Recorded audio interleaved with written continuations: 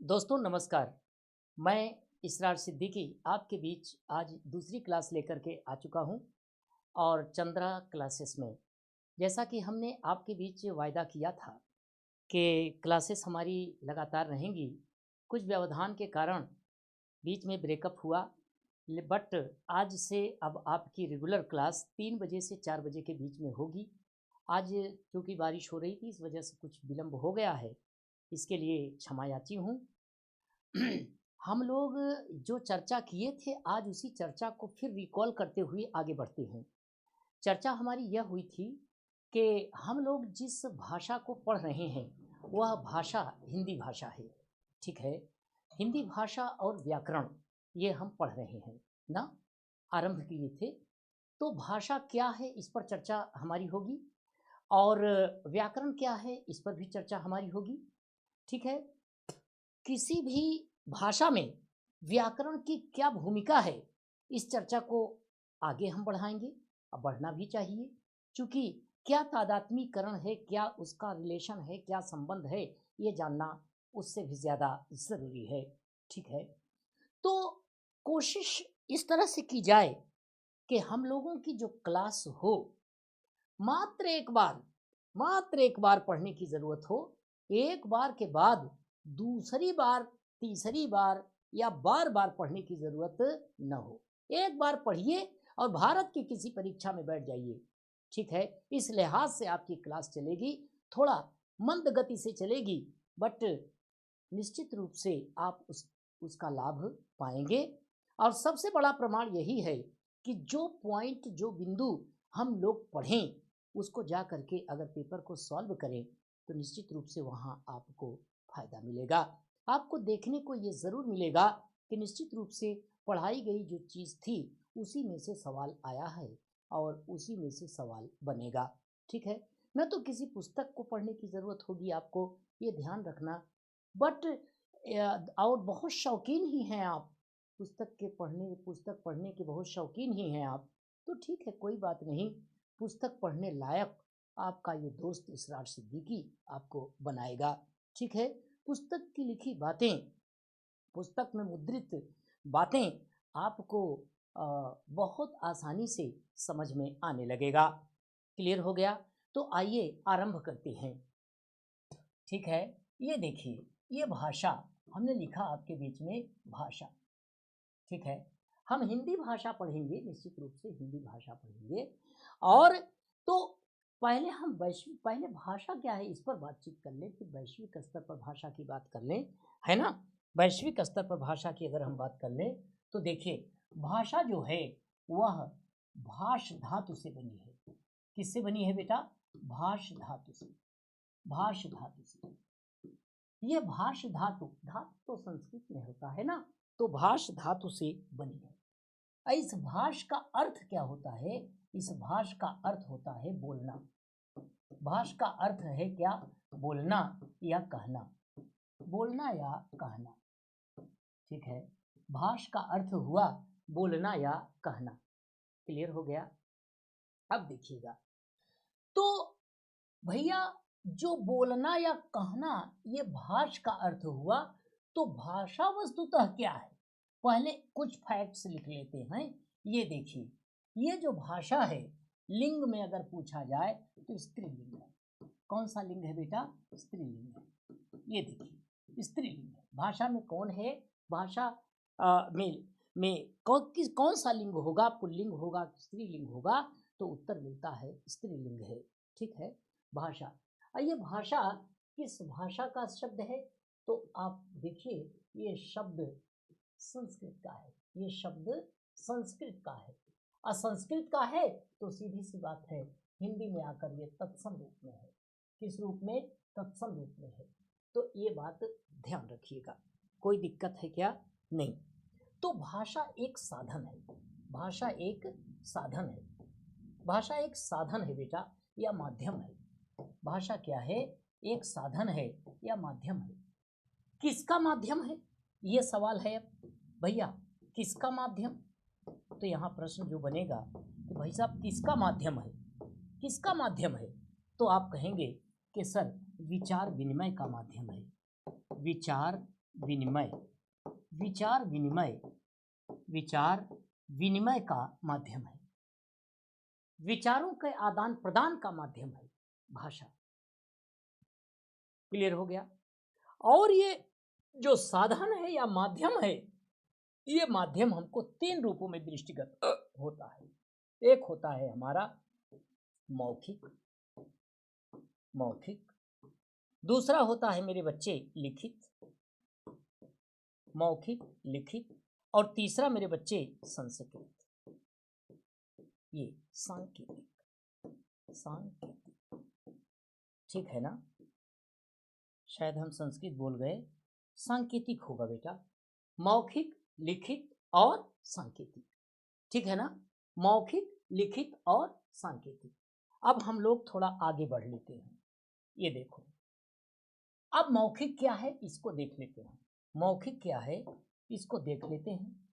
मौखिक भाषा क्या है?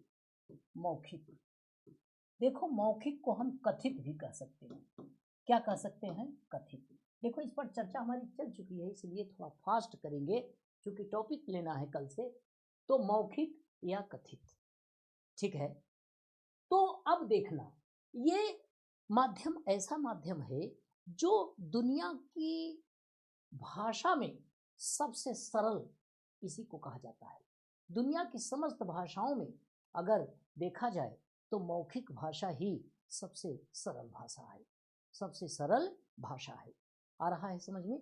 तो देखिए मौखिक क्या है कि जो हम बातचीत करते हैं, जो हम बातचीत करते हैं, बातचीत जो करते हैं हम लोग, बातचीत जो करते हैं, बातचीत जो हम लोग करते हैं, देखना बातचीत करते हैं यानी विचार विमर्श करते हैं, यानी विचार विमर्श, विचार विमर्श जो करते हैं, विचार विमर्श जो हम लोग करते हैं, वो विचार विमर्श ही बातचीत है ना? बातचीत के माध्यम से। तो अब आया कि बातचीत के माध्यम से, बातचीत के माध्यम से, तो लिख सकते हैं बातचीत के माध्यम से, बातचीत का माध्यम है ना, बातचीत का माध्यम है, यानी बातचीत के माध्यम से विचारों का जो आदान प्रदान है, माध्यम से विचारों का आदान प्रदान, विचारों का आदान प्रदान, बातचीत के माध्यम से विचारों का आदान प्रदान क्या कहलाएगा? बातचीत के माध्यम से विचारों का जो आदान प्रदान है वो क्या कहलाएगा? मौखिक भाषा कहलाएगा। बातचीत के माध्यम से विचारों का जो आदान प्रदान होगा वह मौखिक भाषा कहलाएगा। अगर मैं कहूँ कि बताइए मौखिक भाषा वस्तुतः इसकी विशेषता क्या है, आइए इसकी कैरेक्टरिस्टिक देखते हैं, विशेषता को देखते हैं। तो इसकी विशेषता यह है, इसकी विशेषता आपको दृष्टिगत होगी कि दुनिया की सबसे सरल भाषा है, दुनिया की सबसे सरल भाषा, सबसे सरल, दुनिया की सबसे सरल भाषा, दुनिया की सबसे सरल भाषा कौन है? मौखिक भाषा है। इसमें कोई व्यक्ति पढ़ा है कि नहीं पढ़ा है ना, अनपढ़ व्यक्ति भी है, तो बातचीत के माध्यम से जब हम अपनी वाणी से किसी से बातचीत करते हैं, अपने विचारों को देते हैं, तो वह हमारे विचारों को अच्छी तरह से समझ लेता है ना, आसानी से समझ लेता है। इस कारण हम इसको कहे कि दुनिया की सबसे सरल भाषा अगर आपसे पूछती जाए तो आप कहेंगे कि मौखिक भाषा है। आया? अब मौखिक जो भाषा है, ठीक है, मौखिक भाषा का की सबसे छोटी इकाई की बात कर लेते हैं। सबसे छोटी इकाई, मौखिक भाषा की सबसे छोटी इकाई, सबसे छोटी इकाई क्या है बेटा? वो है मूल ध्वनि, मूल ध्वनि। दुनिया की सबसे सरल भाषा क्या है? मौखिक भाषा है। और ये जो मौखिक भाषा आपको देख रहे हैं आप, दिख रही है आपको, ये मौखिक भाषा क्या है कि इसकी सबसे छोटी जो इकाई है वह मूल ध्वनि है। आ रहा है? जब हमारे दिमाग में विचार आता है, ठीक है, हम मूल ध्वनि जो निकालते हैं, है ना, मूल ध्वनि जो निकालते हैं, तो वह मौखिक भाषा की सबसे छोटी इकाई होती है। ठीक है। और अगर मैं लिखित इकाई की बात करूं, किसकी बात करूं, लिखित इकाई की बात करूं, ये देखिएगा, अब हम लिखित भाषा की अगर बात करें, ये देखिए, लिखित भाषा की अगर हम बात करें, किसकी बात करें, लिखित भाषा की, लिखित भाषा की अगर हम बात करें,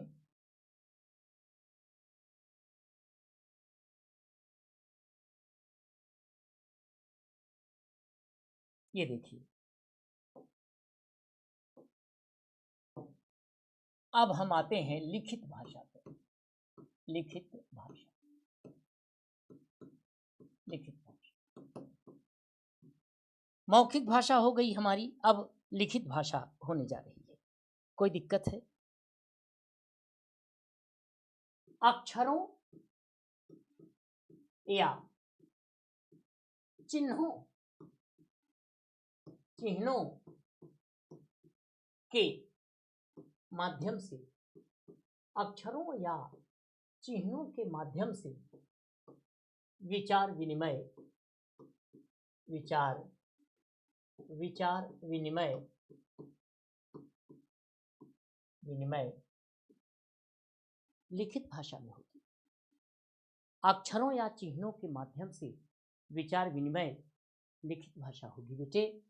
अलिखित भाषा की सबसे छोटी इकाई, सबसे छोटी इकाई, सबसे छोटी इकाई, इकाई वर्ण होती है। क्या होती है? वर्ण। और बेटे यहीं पर नोट में लिखना, भाषा की सबसे छोटी इकाई अगर पूछ ली जाए, भाषा की सबसे छोटी इकाई तो वर्ण ही होगी। सबसे छोटी इकाई, भाषा की सबसे छोटी इकाई तो यह भी वर्ण ही होगी। ठीक है, वर्ण ही होगी। अगर आपसे लिखित भाषा की सबसे छोटी इकाई पूछे तो आप वर्ण कहेंगे, और ठीक है ना, और मौखिक भाषा की सबसे छोटी इकाई पूछे तो मूल ध्वनि कहेंगे आप। और अगर यह न कहकर डायरेक्ट आपसे यह कहता है क्या, कि भाषा की सबसे छोटी इकाई, तो आपको लगाना है क्या? वर्ण। वर्ण ही आपको उत्तर देना है। मेरा ख्याल है समझ गए। ठीक है, आइए अब हम पंडित कामता प्रसाद गुरु को लेते हैं। किसको? पंडित कामता प्रसाद गुरु। पंडित कामता प्रसाद गुरु। पंडित कामता प्रसाद गुरु के मैटर को लेते हैं गुरु के अनुसार। पंडित कामता प्रसाद गुरु के अनुसार क्या है, इन्होंने क्या विचार दिया अपना भाषा के बारे में? विचार ये दिया बेटे कि भाषा वह साधन है, भाषा वह साधन है, भाषा वह साधन है, भाषा वह साधन है जिसके द्वारा, जिसके द्वारा, भाषा वह साधन है जिसके द्वारा मनुष्य, जिसके द्वारा मनुष्य अपने विचारों को, अपने विचार, अपने विचार, भाषा वह साधन है जिसके द्वारा मनुष्य अपने विचार दूसरों पर भली भांति प्रकट कर सकता है। दूसरों पर विचार, दूसरों पर, दूसरों पर भली भांति, भली भांति, भली भांति प्रकट कर सकता है, प्रकट कर सकता है, प्रकट कर सकता है।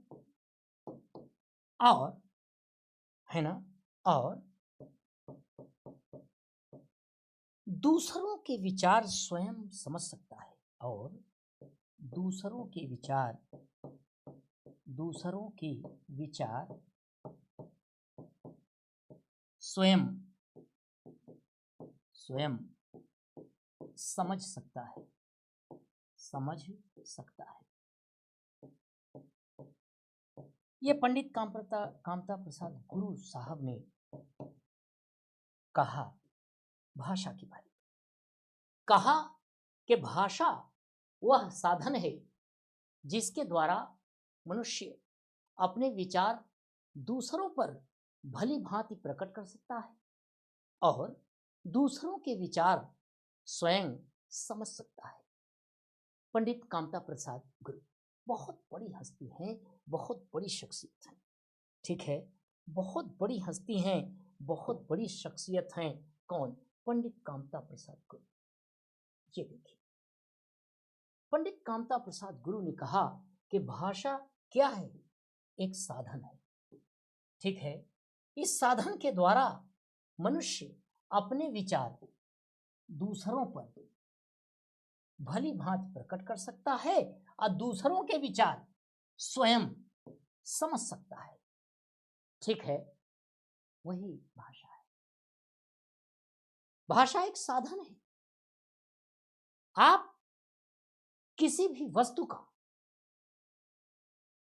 अगर आयात करते हैं अथवा निर्यात करते हैं तो वस्तु को एक स्थान से दूसरे स्थान तक ले जाने के लिए किसी न किसी साधन की आपको जरूरत पड़ती है। ठीक उसी प्रकार से जब आप अपने विचार को दूसरों तक पहुंचाना चाहते हैं तो सीधी सी बात है कि आपको इस विचार को पहुंचाने के लिए, विचार का विनिमय करने के लिए, पहुंचाने के लिए अथवा उनसे अगले व्यक्ति से या व्यक्ति समूह से उनके विचार लेने के लिए आपको साधन की जरूरत पड़ेगी और वह साधन निश्चित रूप से भाषा है। भाषा ही वह साधन है जिसके द्वारा मानव अपने विचार दूसरों तक पहुंचा सकता है भली भांति और दूसरों के विचार अपने तक ले सकता है। क्लियर हो गया? तो बेटे, हमारी जो चर्चा हुई वो ये हुई कि भाषा के 3 रूप देखने को मिले हमको। भाषा के कितने रूप? 3 रूप। एक रूप मिला हमारा कथित रूप, है ना।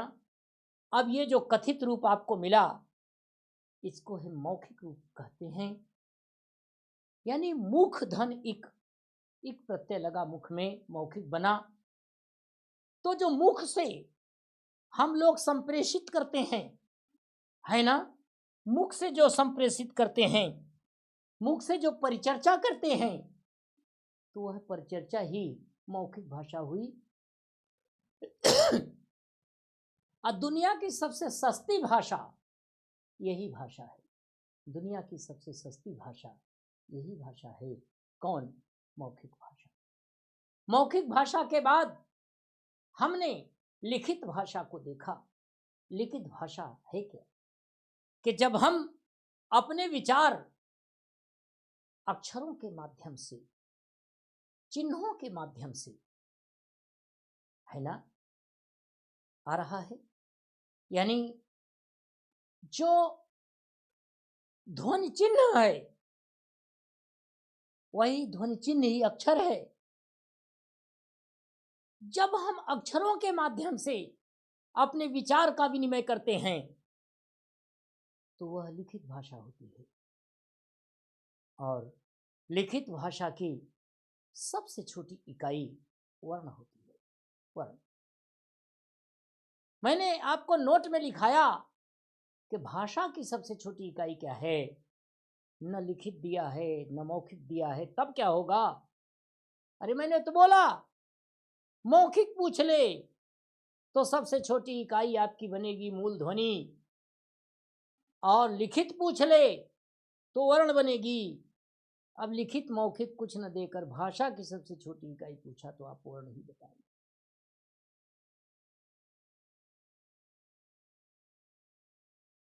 अवर्ण का कोई अर्थ नहीं होता। जब वर्ण आपस में मिलकर क्रमबद्ध तरीके से मिलकर एक शब्द निर्मित करते हैं तो उस शब्द का अर्थ निकलता है। हम लोग शब्द में देखें। अब हम लोग सांकेतिक भाषा को देखते हैं। आइए, सांकेतिक भाषा, ये देखिए हम लोग लिखते हैं सांकेतिक भाषा।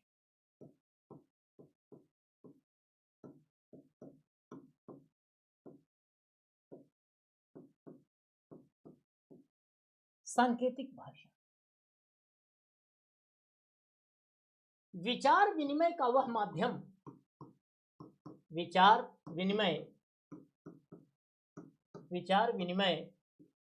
का वह माध्यम जो संकेतों के द्वारा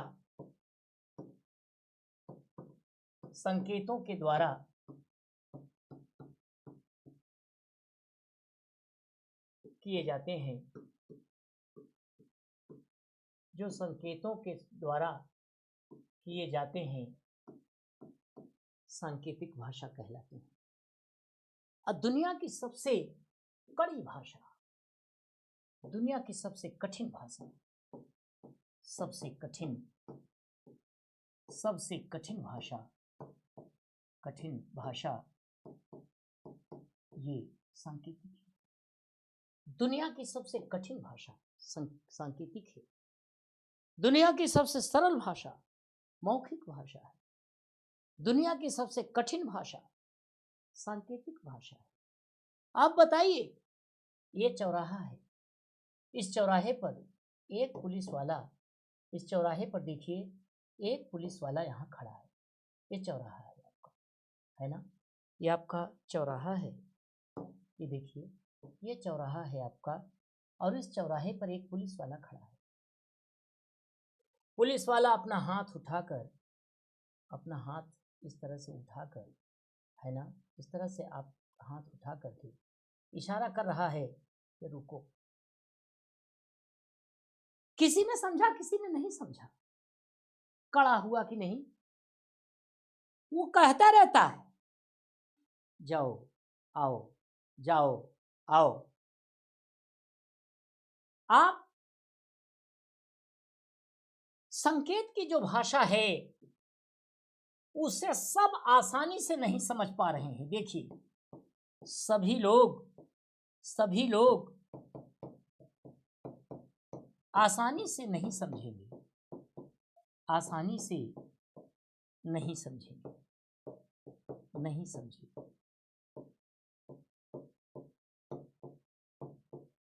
जब आसानी से सभी लोग न समझें तो वह कठिन होगी, टफ होगी।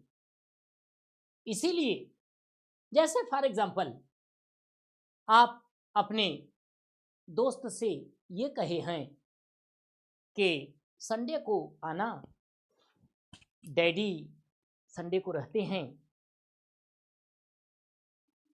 किसी भी हाल में डैडी या पिताजी हमको जाने नहीं देंगे बाहर, तो आना तुम हमारे खिड़की के पास या दरवाजे के पास 2 बार ताली बजा देना। 2 बार, पहली बार बजाना, फिर दोबारा बजाना, मैं समझ जाऊंगा कि तू ही आया है। आप बताइए कि समझा बंदे ने समझा कि नहीं समझा? मतलब डैडी ने समझा कि नहीं समझा? क्या समझा? कंफ्यूजन है। रामू गया सोनू को बुलाने, और सोनू ने जैसा कहा था कि गेट के पास आकर 2 बार क्लैपिंग कर देना, ताली बजा देना, मैं समझ जाऊंगा कि रामू आ चुका है और मैं निकल आऊंगा बाहर। डैडी को पता नहीं चलेगा। निश्चित रूप से ऐसा ही हुआ। रामू गया सोनू के दरवाजे पर, 2 बार आप ताली बजाई, 2 बार ध्वनि निकली। डैडी ने समझा के, क्या समझा डैडी ने, समझ नहीं पाए डैडी, लेकिन रामू तो समझ गया, सोनू तो समझ गया कि रामू ही आया है। रामू से मैंने कहा था कि 2 बार क्लैपिंग करना, 2 बार आवाज लगाना, ऐसे ही ध्वनि उत्पन्न करना, तो मैं समझ जाऊंगा। आप ये बताएं कि रामू और सोनू दोनों ने ही समझा, तीसरे ने नहीं समझा। जब तीसरे ने नहीं समझा तब आप क्या कहेंगे? आसान है क्या? नहीं। जिसे सब न समझ सकें, सबके समझने के बाहर हो, बहुत कम लोग समझ सकें, टफ है। इसीलिए सबसे कठिन भाषा आपकी बनी कौन? सांकेतिक भाषा। सबसे कठिन भाषा है। सबसे सरल भाषा मौखिक भाषा, सबसे कठिन भाषा। तो ये भाषा के 3 रूप हुए आपके, है ना बेटा? भाषा के 3 रूप, भाषा के 3 रूप हुए आपके, है ना? भाषा के 3 रूप आपके हुए।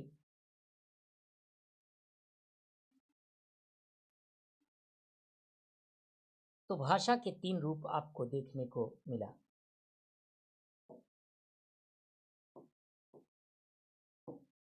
भाषा के 3 रूप। तो भाषा के 3 रूप, भाषा के 3 रूप आपको देखने को मिला। कथित या मौखिक और लिखित।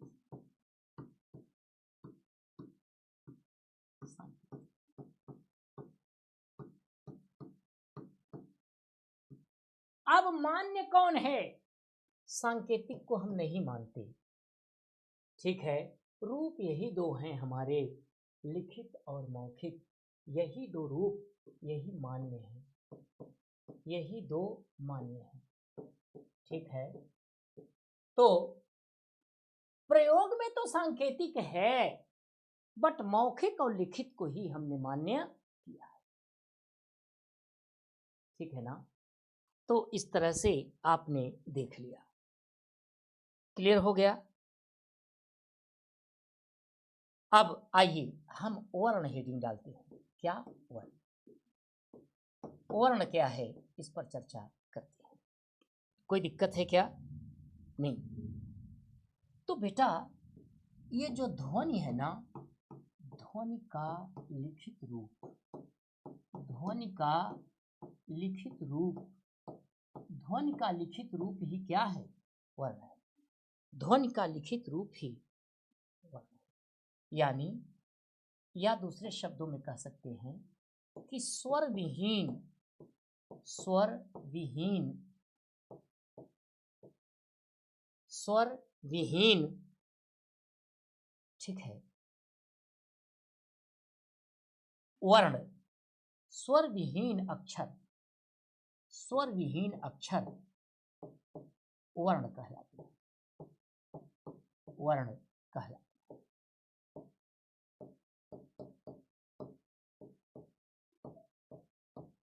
जैसे मैं बात करूं क,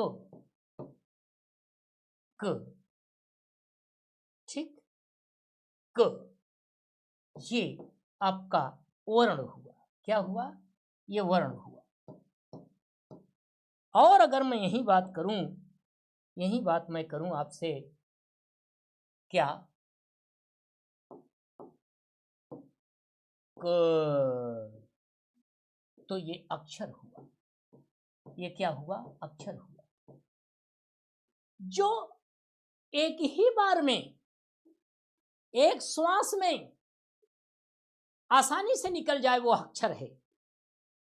मैंने कहा राम, राम, तो इसमें आप देख रहे हो रा मो, रा मैंने बोला रा मो, दो दो अक्षर हैं इसमें।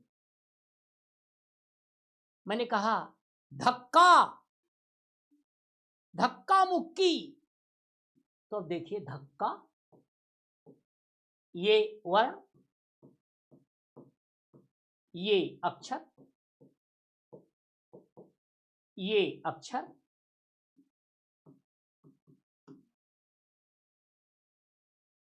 तो प्रत्येक अक्षर वर्ण तो है, लेकिन प्रत्येक वर्ण अक्षर नहीं है।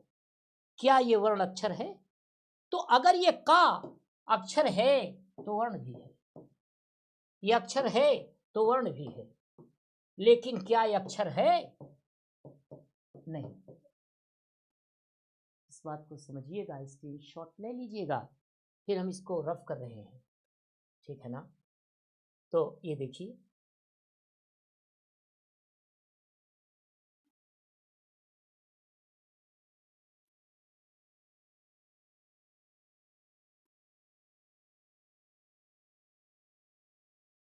देखें, नोट में ये मैटर लिख सकते हैं, प्रत्येक अक्षर, प्रत्येक अक्षर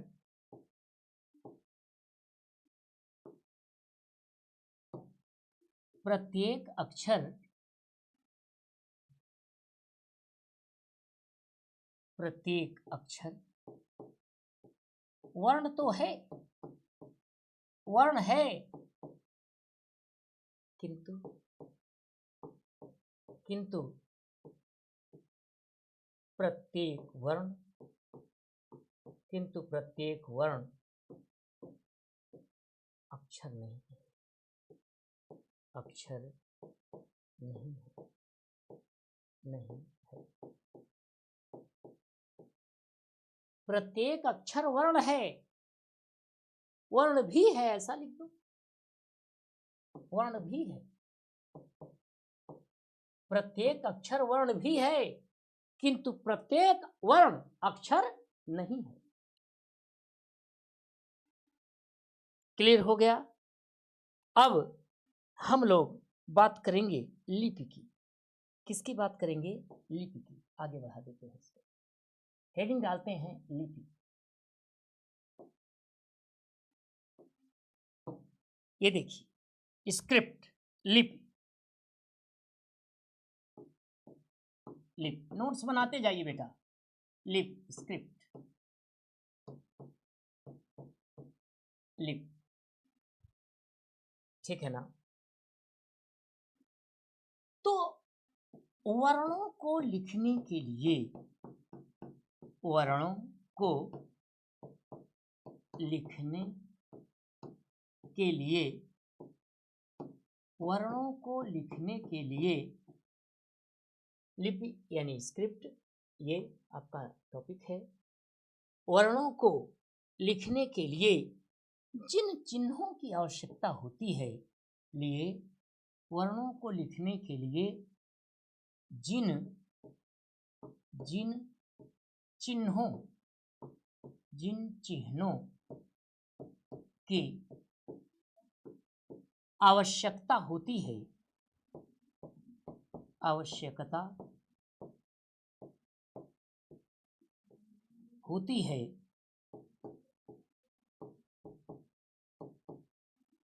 वर्णों को लिखने के लिए जिन चिन्हों की आवश्यकता होती है उसे लिपि कहते हैं, उसे लिपि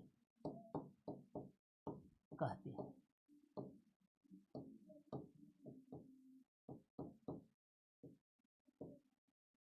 वर्णों को लिखने के लिए जिन चिन्हों की आवश्यकता होती है उन्हें हम लोग क्या कहते हैं? लिपि कहते हैं। क्लियर हो गया? अब हम वैश्विक स्तर पर बात करें कि विश्व में लिपि का जो आविष्कार है वो कब हुआ और कहाँ हुआ। मेरे बच्चे, विश्व में 3500-3500 ईसा पूर्व में मेसोपोटामिया की सभ्यता में सबसे पहले लिपि का आविष्कार हुआ। मेसोपोटामिया, ठीक है, तो नोट में हम मैटर लिख सकते हैं, ठीक है।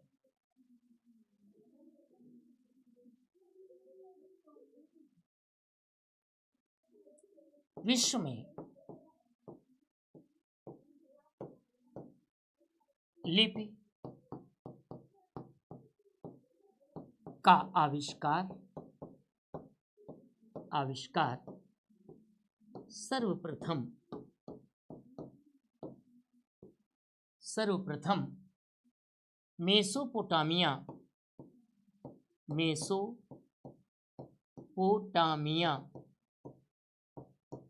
मेसोपोटामिया ब्रैकेट में वर्तमान इराक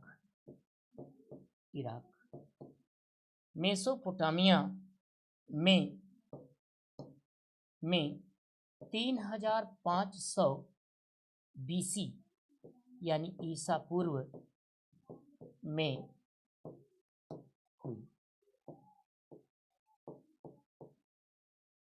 विश्व में लिपि का आविष्कार सर्वप्रथम यही हुआ। अब अगर मैं भारत की बात करूं, भारत की, तो बेटे भारत में बुद्ध काल में 6ठी शताब्दी ईसा पूर्व में लिपि का आविष्कार हुआ और सर्वप्रथम आविष्कार भारत के गुजरात राज्य में हुआ। भारत के गुजरात राज्य में, और गुजरात राज्य में नागर ब्राह्मणों के द्वारा देव भाषा यानी संस्कृत में लिखा गया ग्रंथ था। तो उस लिपि का नामकरण देव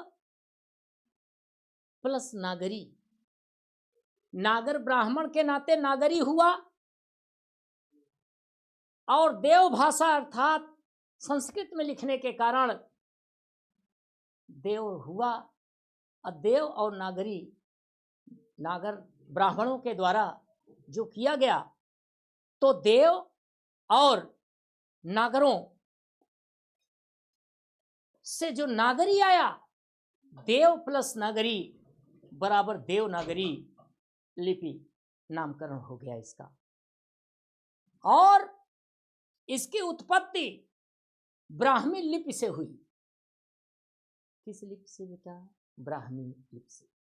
खैर, अभी तो हम बात कर रहे हैं कि विश्व में लिपि का आविष्कार सर्वप्रथम कहाँ हुआ। तो मेसोपोटामिया इराक में 3500 ईसा पूर्व में हुआ है। 3500 ईसा पूर्व में हुआ है। अब अगर मैं भारत की बात करूं, ये देखिए, अगर मैं भारत की बात करूं तो हमको समझ में आएगा कि भारत में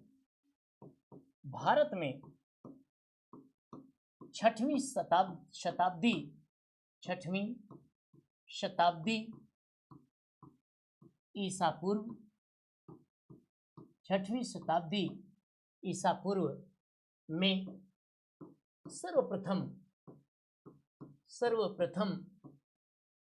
6वीं शताब्दी ईसा पूर्व में सर्वप्रथम लिपि का आविष्कार हुआ। लिपि का आविष्कार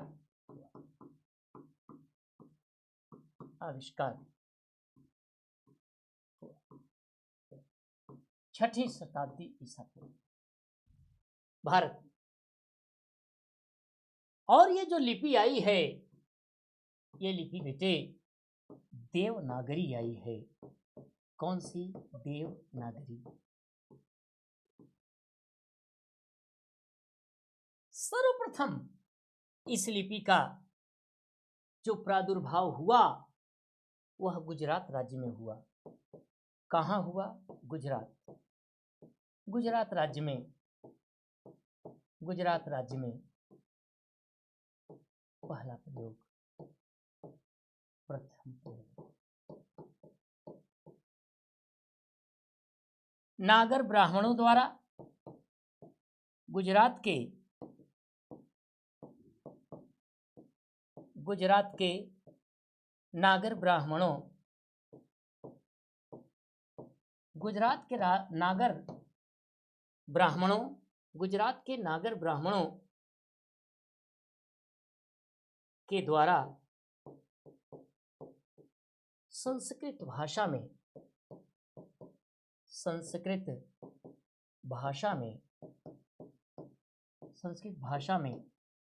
अब लेख लिखे गए और संस्कृत को हम देव भाषा कहते हैं। देव भाषा तो संस्कृत में लिखे गए, इससे हमने ले लिया क्या? देव। नागर ब्राह्मणों के द्वारा लिखा गया, इसलिए नागर, देवनागर, इसमें ई प्रत्यय लगाकर देवनागरी शब्द का निर्माण हुआ। आ रहा है ये देवनागरी लिपि जो आप देख पा रहे हैं, यह भारत के गुजरात राज्य में सबसे पहले इसका प्रयोग हुआ है। भारत के गुजरात राज्य में सबसे पहले इसका प्रयोग हुआ है बेटा, है ना। और नागर ब्राह्मणों के द्वारा होने के नाते, नागर ब्राह्मणों के द्वारा लेख लिखे जाने के कारण इसको नागरी कहा, और संस्कृत में लिखे जाने के कारण देव भाषा है, इसलिए देव और नागरी मिलाकर देवनागरी लिपि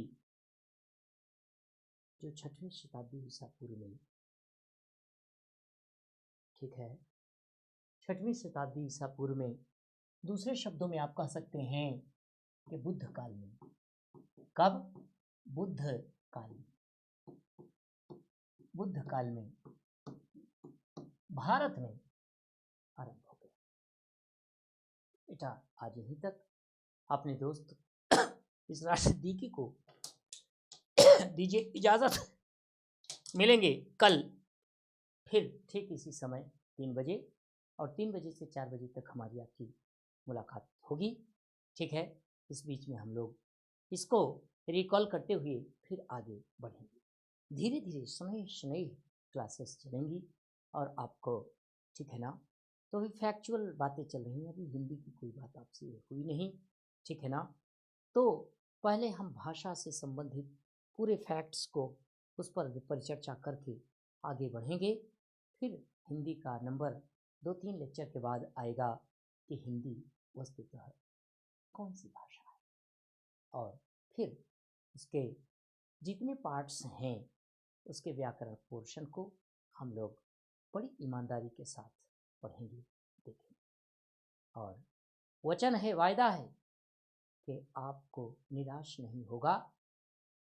निराशा नहीं होगी बेटा। ये चैनल विश्वसनीय चैनल चंद्रा क्लासेस का चैनल है। हमारे यहाँ ऑनलाइन ऑफलाइन सभी क्लासेस आपके यहाँ आरंभ होने जा रही हैं, ठीक है। नामांकन तो जारी है, ठीक है। नामांकन 20 तारीख से ही जारी है, ठीक है। आप जनवरी के प्रथम सप्ताह में, ठीक है, ऑफलाइन क्लासेस हमारे यहाँ चालू होने जा रही हैं। आप लोगों से अपेक्षा है कि आप लोग हमारे चैनल को सब्सक्राइब करेंगे और लाइक करेंगे, शेयर करेंगे अपने दोस्तों तक, जिससे दूर दराज बैठे हुए हमारे दोस्त इसका लाभ उठा सकें, मोटी मोटी पुस्तकों को पढ़ने से बच सकें, है ना, जो आपको झेलाती हैं, प्रॉब्लम क्रिएट कराती हैं, है ना, तो उनसे आप बच सकें। इसी उद्देश्य को लेकर हम आपके बीच से अब विदा अपने को करते हैं और अपने दोस्त को इजाज़त दीजिए। नमस्कार। कल मिलेंगे। ठीक, 3